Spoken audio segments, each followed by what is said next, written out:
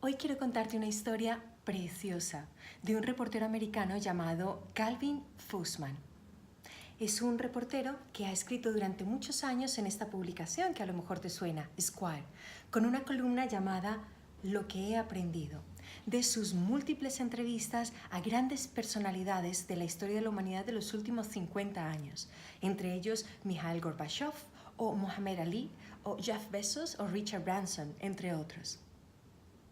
A la pregunta de cómo había desarrollado esa pasión por hacer preguntas, Calvin respondió que todo había comenzado en noviembre de 1963.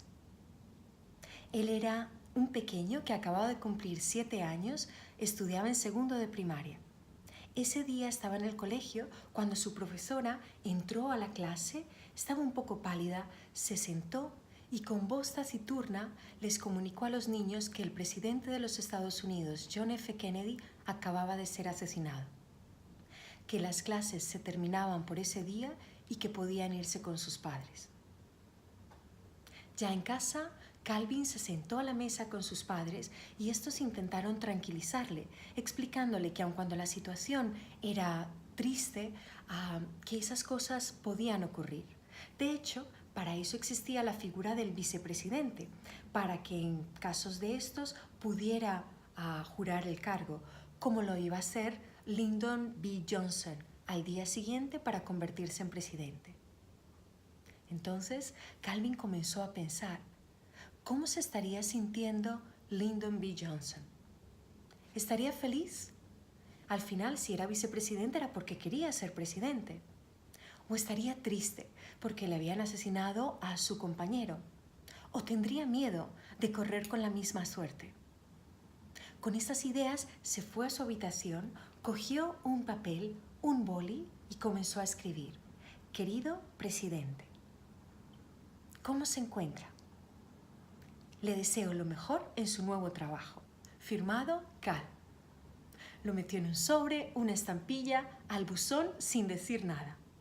Aquel incidente no pasó más hasta que 6 meses después su madre una tarde entra corriendo a casa gritando el nombre de su hijo. Habían recibido una carta de la Casa Blanca del presidente de los Estados Unidos a nombre de su hijo de 7 años.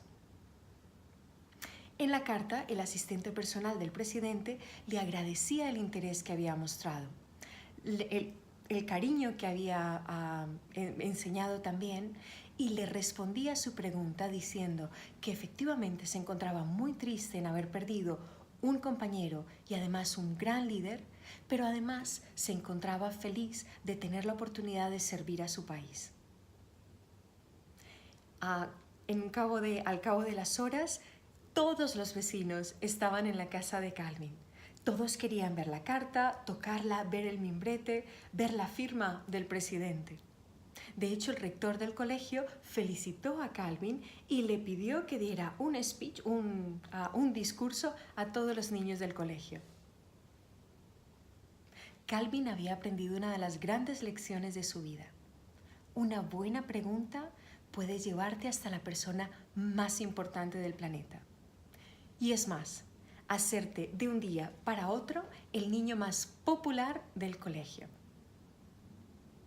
Quizás me habrás escuchado decir que en el mundo digital no podemos enamorarnos de la solución. Hay que enamorarnos del problema. Y un problema no es otra cosa más que una pregunta.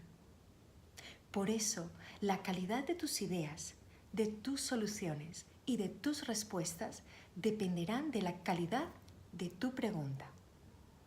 Se dice incluso que la calidad de nuestra vida depende en gran medida de las preguntas que te haces a ti mismo. ¿Y tú? ¿Cómo te sientes hoy?